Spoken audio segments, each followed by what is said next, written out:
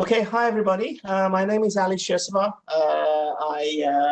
I'm delighted to be here today, in particular because this is the first time that I've had to wear a shirt since last March. I haven't been allowed out of the house for a year now, so it's good to be able to present to some people.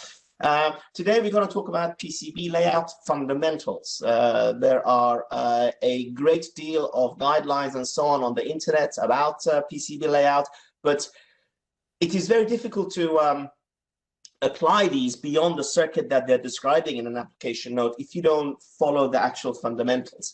And today we're just going to talk about how to deal with fast changing current, mainly because we've only got 15 minutes. Okay, so a quick introduction. There are many tips and guidelines and so on for correct PCB layout on the internet. The problem is that often these guidelines conflict with each other and they can be sometimes even contradictory. Many times the guidelines are either vague or ambiguous. Exactly how many millimeters is as close as possible to avoid jitter.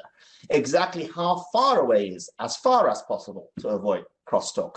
If you have to avoid jitter and crosstalk, what is as close as possible and as far as possible at the same time. I'm going to talk about currents in particular today, in particular the ones in power supplies. And many times you read that we have to minimize all the loop areas. I mean, and how can we do that at the same time? You cannot have zero space if you minimize absolutely everything. It's not physically possible. Now, none of these guidelines are incorrect. In fact, all of them are correct. It's just that we need to decide when to give priority to each guideline, which one is the more important one at the point of the layout that we are going to be laying out. Now, thankfully, often all we need is to apply some high school physics. So we just need to know some high school physics fundamentals, which we've all studied at school, but it's just that we haven't applied it to PCB layout. So in this webinar, we will first talk about some fundamentals that you need to correctly route fast changing current traces. By that, I mean current traces that have got very high DI, DT, the rate of change of current. Then after we talk about this high school physics stuff, then we apply these fundamentals to a real life circuit and remove some of the ambiguity surrounding the PCB layout so that we see, okay, which one of these loops I minimize. I cannot minimize all of them. Which one is the one that is going to give me the biggest headache? And I'm going to prioritize that one in order to, in order to get a better PCB layout. So first, a quick reminder of high school physics. Rule 1, right-hand screw rule. You would have done this at the school at some point. And it basically says when a current flows in a conductor or a cable or a PCB track, a magnetic field is formed around it. It becomes magnetic. We will represent this with what we call magnetic field lines. The right-hand screw rule allows us to determine the direction of these field lines. Now, the direction of these field lines is important because depending on how you lay out your PCB, you can either lay it out in a way that these magnetic field lines cancel each other, or they reinforce each other. For example, if you want to build an inductor, you want these magnetic field lines to reinforce each other.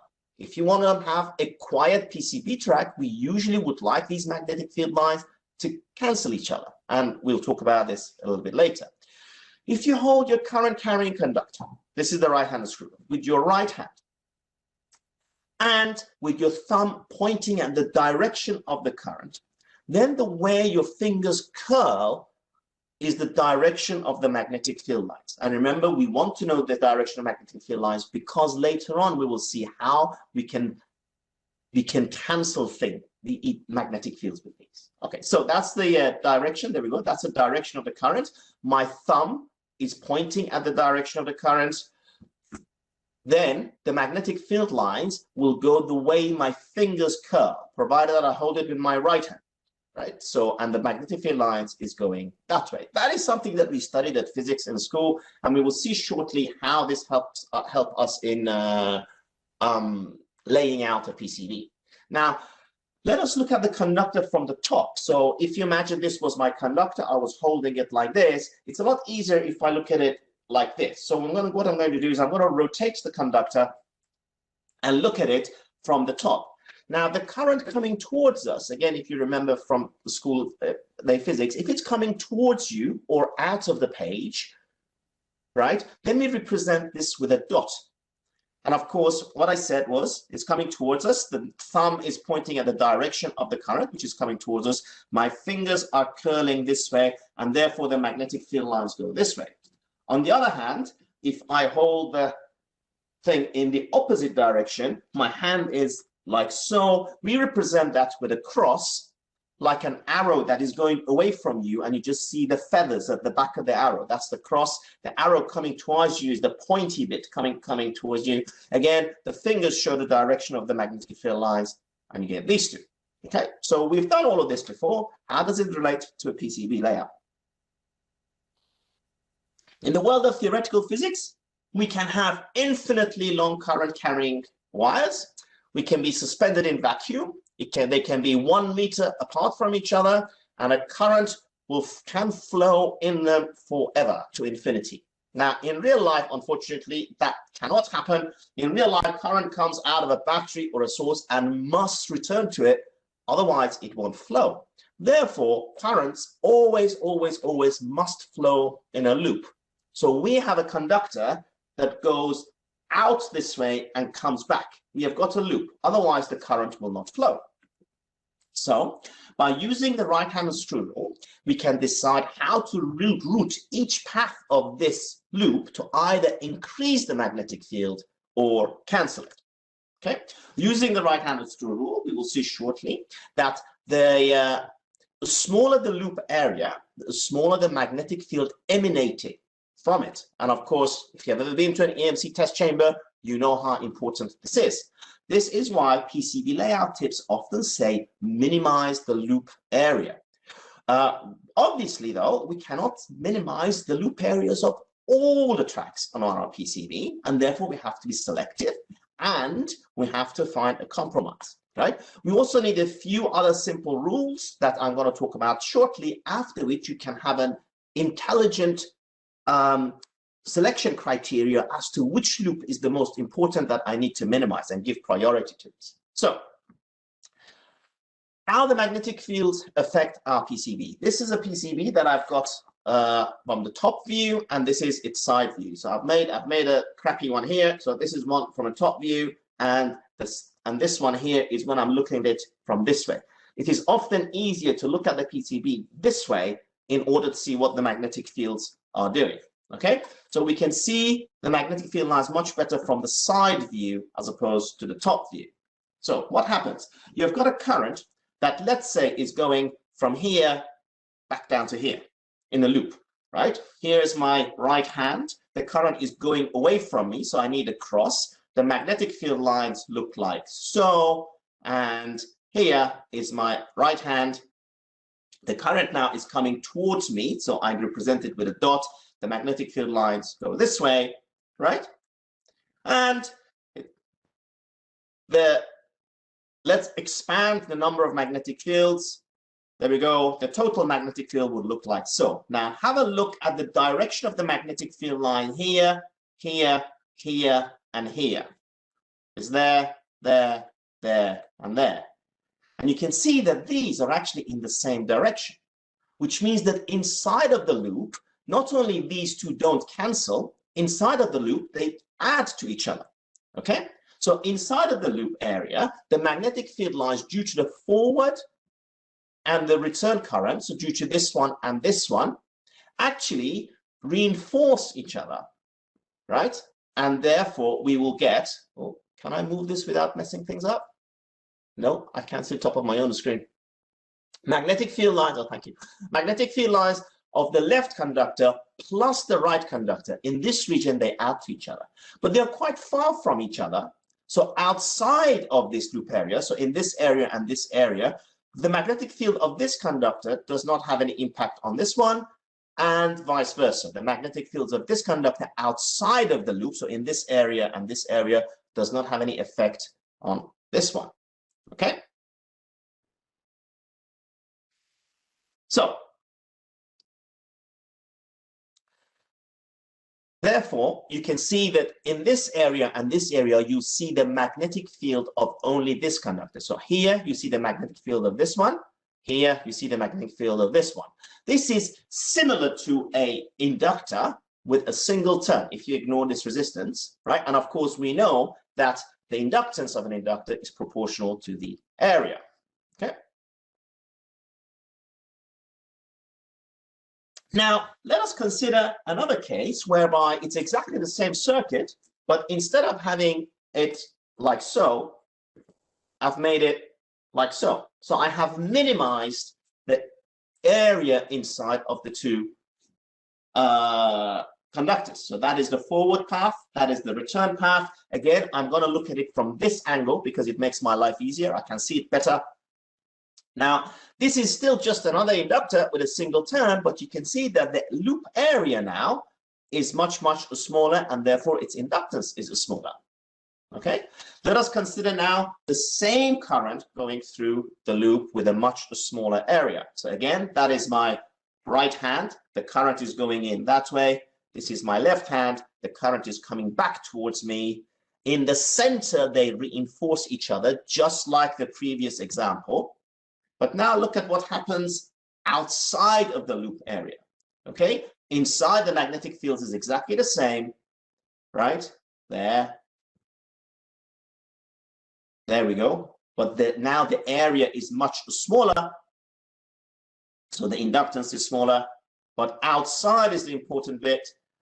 Outside of the loop, if you apply the right-hand screw rule, you'll see that now this one is going in the opposite direction of this one, and therefore they actually cancel each other. So you get a double whammy here. Not only you minimize the loop area, and therefore the amount of inductance is smaller, the amount of magnetic fields spewing all over your circuit in the test chamber is smaller. Outside of the loop area, provided that the forward current is the mirror of the return current, which often, but not always it is, right? They actually cancel each other. So you end up with no or little or no magnetic field on these areas. And suddenly, this area of your PCB is quiet. Whilst in the previous example, this area of the PCB had the magnetic field due to this line here, and this area of the PCB had the magnetic field lines to this conductor here. Okay, note that the cancellation is just an added bonus. If the current is not an exact mirror, you may not get perfect cancellation. Okay, so now what is the best way of minimizing the loop area and canceling stuff? One of the most effective way of minimizing is to route the return current right on top of the input current. So as the current goes in, the return path comes under, as I've shown. This is my PCB. This is the current going in. That is the current coming out. There we go. That's the current going in. That's the current coming out. Now this, if you have two layers, has got the advantage that is usually the smallest area that we can achieve, right? You get a much better area if you put these two together. Then often all the magnetic field is contained within the body of the PCB, right here, right? So that is where the magnetic field is, there and there, okay? As an added bonus, if the current is exactly the same, but in the mirrored, so this one is the forward current and that is the return current, then everywhere else, just like we saw in the previous slide, actually the magnetic fields cancel. So you end up with no magnetic field outside of these two tracks. And of course, that means that it's quiet from an EMC perspective. Okay, so if our return current is going to ground and we have a ground plane or on an adjacent layer, right, then the current will actually automatically return under here, right? We'll talk about this a little bit later. So if you actually poured copper right under here, and that's your entire ground plane, you don't even have to route it. It will naturally, because of laws of physics, which we're going to talk about a little bit more, that's a school level physics, it will naturally flow right under the current that is going in. Okay, so let us have a look at that. Return current on a ground plane. Here I have got a PCB. This is the top layer, right? And let's say that the return from here is going to ground, and this is the bottom layer, and this is the copper pole of the ground layer, okay? I am going to show the current on the top layer with dashed black lines, and I'm going to show the current on the bottom layer with solid red lines. Okay, so this bit here is connected to ground, and of course the bottom layer is the copper pole, right? Now, for a DC current will take the path of least resistance. Okay, so current on the top layer going from there to there, that is from there to there, and then through there to there, and then it's going to return, right? And that's current on the bottom layer with the red line. The total area is this much, right? And it's DC, which we're going to give it low priority. We are not too much worried about DC with a big loop area. I'll explain that why in a minute. Now, high frequency current. So if your current is changing, right, then it doesn't follow the path of least resistance. It follows the path of least inductance. And of course, the path of least inductance naturally, because of Faraday's law and Lenz's law, is right under the current that is going up. So this is again the current on the top layer going from there to there. But if it's high frequency, instead of taking a B line, a straight line over there, it will naturally flow from there to there and there to there, because that is the path of least inductance. That's why we twist two conductors together from the current going in and returning. Okay, and the area is naturally minimized, and of course around it the fields are cancelled. Okay, now which magnetic field on our PCB do we care about? Now, if you remember from the previous slide, I said that with DC we give it lower priority to high frequency AC. Now consider that we've got a magnet and we've got a coil or a PCB track. Obviously, we cannot minimize all of the tracks, so we're going to have to be selective. Now, if I rotate this magnet, I will get a changing or time-varying magnetic field. We know from school level physics that Faraday's law says that we have an EMF, which is a voltage induced in the coil or our PCB track. The faster we spin the magnet, the bigger the induced EMF. And if we stop moving the magnet, we get zero EMF because no magnetic field lines are being cut. There is no di dt. Well, in case of Faraday, it would be d phi dt because it's talking about flux, but flux is proportional to the current. And a changing magnetic field in the middle of your PCB from an EMC perspective is a nightmare. According to the Lenz's law, the direction of the induced EMF will change depending on whether it's the north pole of the magnet that is cutting the line or it's the south pole, and it opposes the movement that is causing it. So you end up with a rotating magnetic field. If I physically get a magnetic field, a permanent magnet, start spinning it on a bunch of conductors, I will induce an EMF, which will be a sinusoid. Okay? But we don't have to have a permanent magnet attached to a drill spinning in order to have a changing magnetic field. As soon as we change any current on a PCB track, we get a changing magnetic field. And that is why an AC current changing is a lot more important in terms of EMC and PCB layout than DC, because an AC current is like a rotating magnetic field. It's a time-varying magnetic field, whilst DC current is a magnetic field that is constant. Let us look at our PCB one more time. A DC current will form a magnetic field like so. So the current is going in this way, is coming back the other way. This is the magnetic field lines according to the right-hand rule that we discussed. This looks like a permanent magnet. Now, we know that it's not time-changing because it's DC, and we know from school level physics, if you remember, magnetic field lines come out of which pole and goes back into which pole? Florian, you're the only one who can talk. Doesn't matter, right? The magnetic field lines come out of the north pole. I see. The magnetic field lines come out of the north pole and return into the south pole. So the north pole of the magnet is here. Magnetic field lines come out of it and they go into the south pole. The south pole is there. Having a DC current is not usually a big problem because it will not directly induce an EMF in other PCB tracks. The magnetic field is not changing and not time varying. Okay, but AC or otherwise time varying currents will act like a rotating or a moving magnetic field from the previous slide. Faraday states that the induced EMF is proportional to the rate of change of current. Therefore, it will induce unwanted voltages in PCB traces nearby, including itself, including its own track. And the rate of change of current, the higher the rate of change of current, the more of a nightmare this thing is going to be.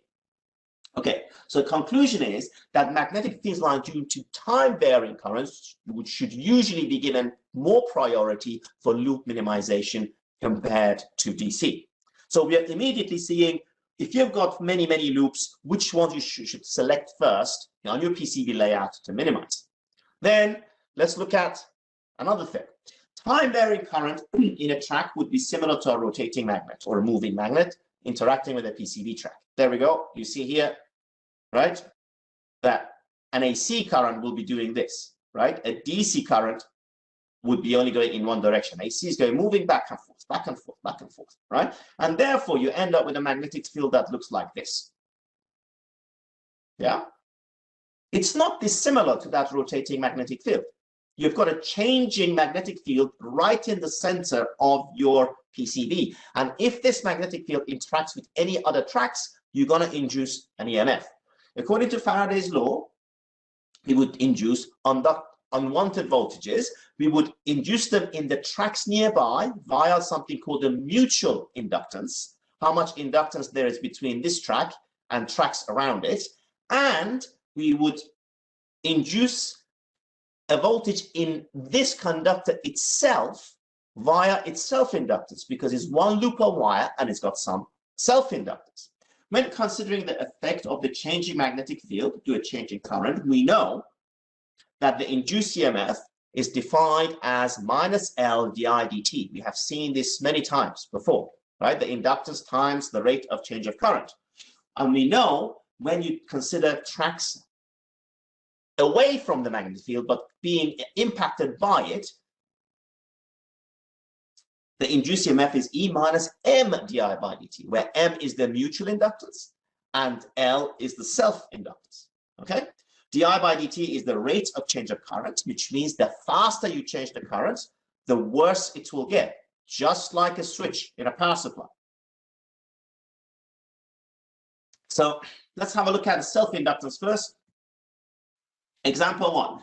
Let's say we have a current that changes direction at a rate of 100 kilohertz, and that current will induce a bigger voltage in its own conductor compared to the same current with the same magnitude rise and fall times, right, of a 1 kilohertz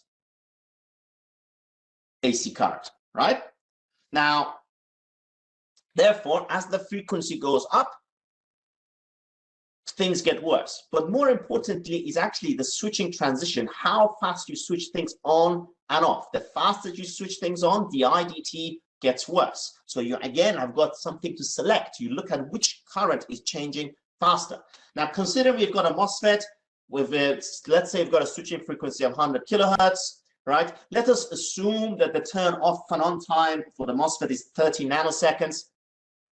And let's say that it goes from 0 to maximum of 6 amps. Just for simplicity, let's work out how much is going back and forth here, right, at the rate of 100 kilohertz, rise and fall times of 30 nanoseconds and going from 0 to 6 amp, right? So if it goes from 0 to 6 amps in 30 nanoseconds, the IDT, the rate of change of current, is 6 divided by 30 nanoseconds, which is 200 mega amps per second. Okay? Now, let us assume that our current carrying track is 5 centimeters long and 1 millimeter wide, again, just for simplicity, right? And a rule of thumb for a lone 1 millimeter wide, the standard FR4 PCB track is that every centimeter has got around 8 nanohenries of inductance or 20 nanohenries per inch. Therefore, the induced voltage spark in its track itself that is changing is 5 centimeters times 8 nanohenries times 200 mega amps per second, and that's 8 volts. You get an 8 volt spike, right? For minimization of loop priority, I would say this one's got a high priority because you're getting 8 volt spikes if you don't minimize things. Okay, now let us assume the same loop, but this time let's just consider not the track itself, but another track cutting the magnetic field lines of this particular current changing, right? And we call this magnetic coupling. Let's say I've got another track on a different layer that looks like this. Is cutting this high di by dt trace. Again, the current is going back and forth. The magnetic field line is moving. It's just like a rotating magnet, right? And it's going to cut this line here, and therefore it's going to induce an EMF with transformer action, if you will, in the other conductor. So let us also assume that this thing is going to a reset pin or a clock pin of a sensitive IC. For simplicity, let us assume that the mutual inductance between the signal track and the switching track of the MOSFET is 5 nanohenries. Using exactly the same numbers, the magnitude of the induced EMF on this track that is just crossing a different layer on here is going to be around 1 volt. And that is, let's say, going to the clock or to a reset pin, right? Our power supply was switching at 100 kilohertz, so this spike may appear at every switching transition, which is at a rate of 200 kilohertz on a clock pin. And that's why it's important that if you have got a loop that has got high di/dt, you minimize this and you actually try to cancel. In addition to minimizing track length and loop area of high di/dts, we need to keep sensitive tracks away from these places, these areas of high di/dt, high change of magnetic field.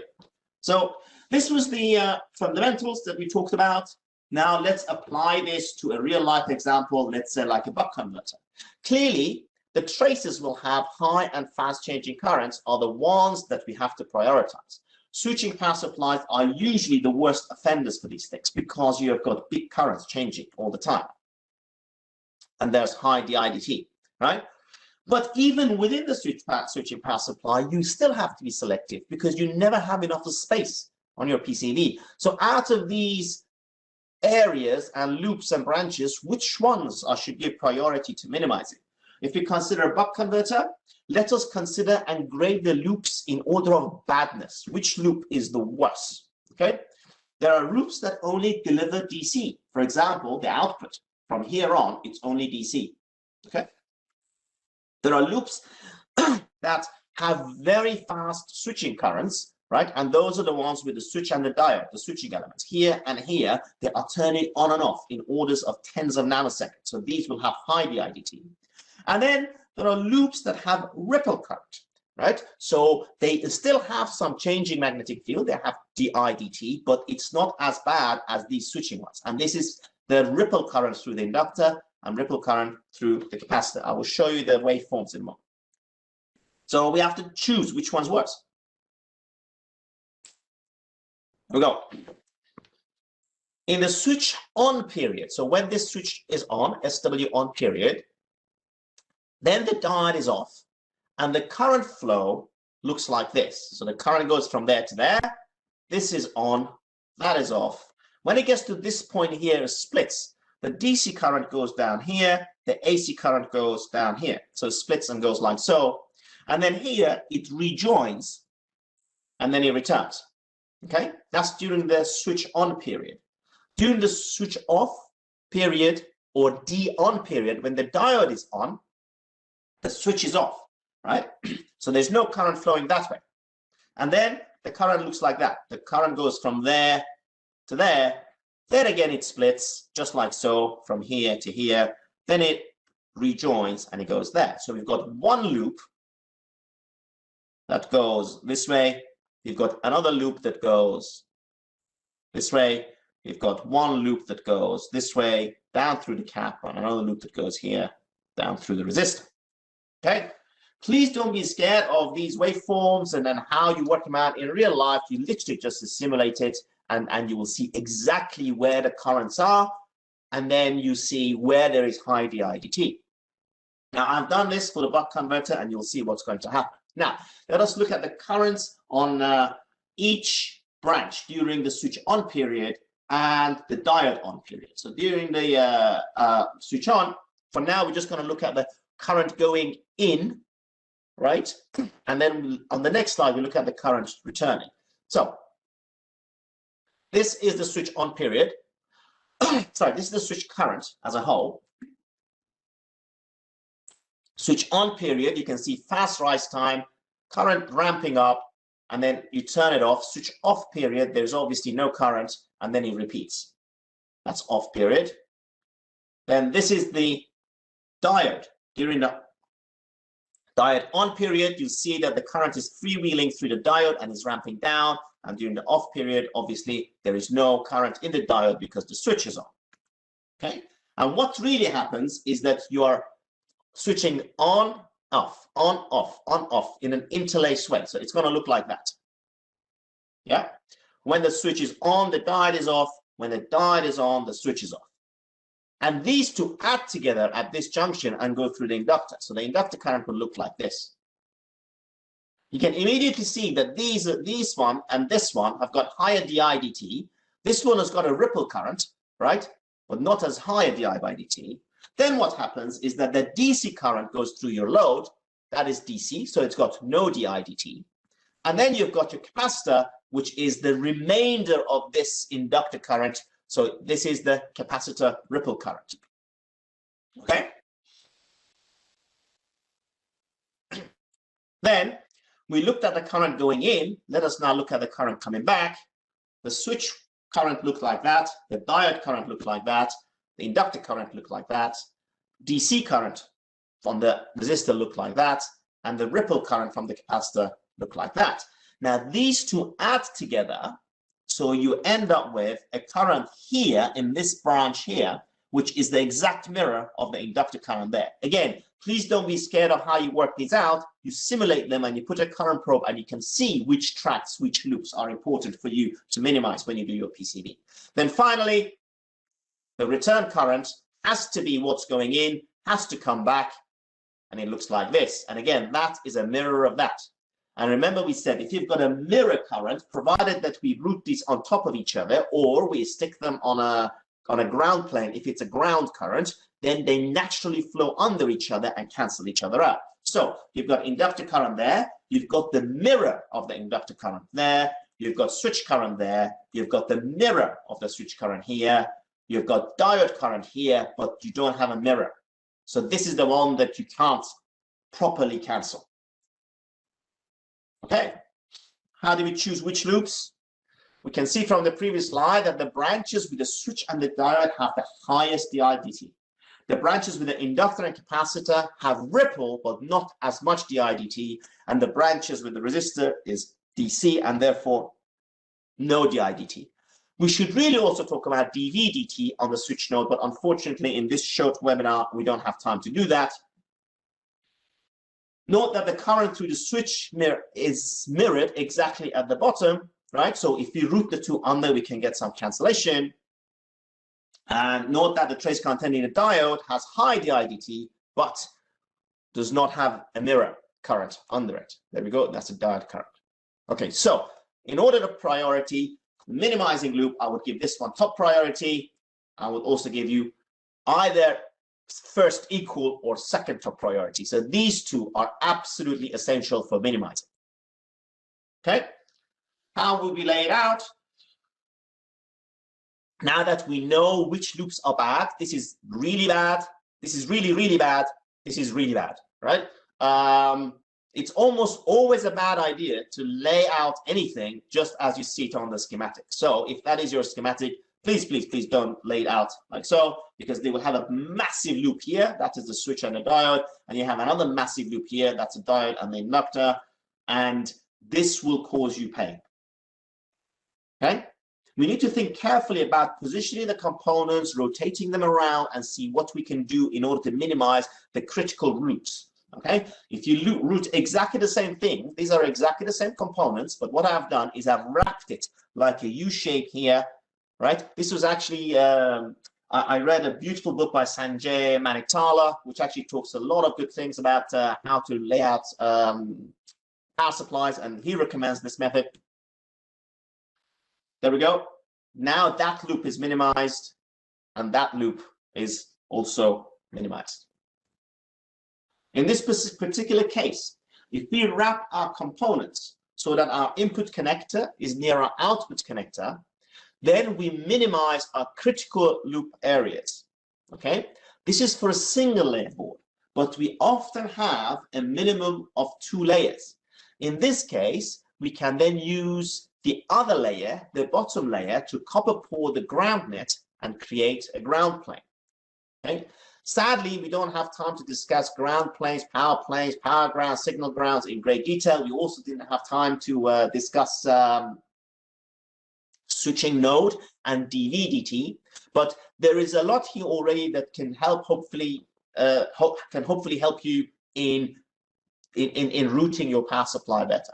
The high frequency current, you must remember, follows the path of least inductance, but not the least resistance. The path of least inductance is where the magnetic field of the return current naturally cancels the magnetic field of the forward current, right? In other words, we do not need to route the return current under the switch, for example, if we have poured a copper and if there is no cut on the ground plane. If you remember, there is also many guidelines about never put a cut in the ground plane, never put a cut in the ground plane. Actually, sometimes you don't have a choice. You have to put a cut in the ground plane. It's just that you shouldn't put it under the path of high DI/DT.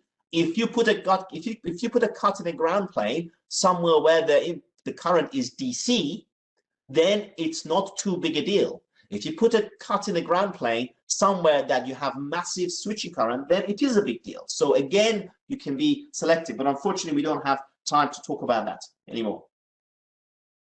Okay, finally, the control circuitry can be added away from the noisy traces. You're going to have to shift and move your components in such a way that you can put the control traces away from noisy noisy part of your circuit, right? But we don't have time to discuss these in detail, but all the fundamental laws that we discussed can be applied in exactly the same manner, right? The signal with the highest DI/DT in an IC is the gate drive signal. So the gate drive signal has to push a lot of current very fast into the gate of the switch. So that is the one that you need to minimize this loop, okay? So it will look something like this.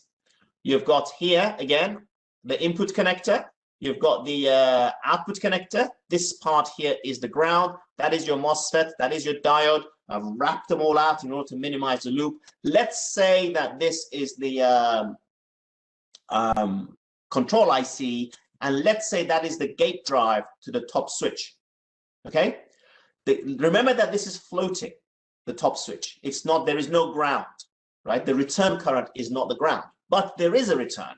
So what you have to do is make sure these are as close as each other, right? Now, if there is no high frequency current going around this way, you could route this under and put a cut in your ground plane. But you have to be careful and you have to make sure that it does not interfere with anything. But well, look at what I've done here. I know that I've got high DI/DT on the gate drive, and therefore I have minimized this loop. Oops, I haven't minimized the other loops, right? Few other things whilst we are on the subject. On a voltage mode control, the most sensitive signal that is far away from the control IC and needs to be returned back is actually the voltage feedback potential divider signal, right? So that has to traverse through these places, and it's very sensitive because that's your feedback signal. So as I said in the previous slide, you need to keep these sensitive signals away from the noisy bits, okay? And you have to route them away. You minimize the loops. You make sure that you cancel everything. You take then the output voltage and you try to get it to your control signal as cleanly as you can. You have got to have usually you have to have a voltage potential divider.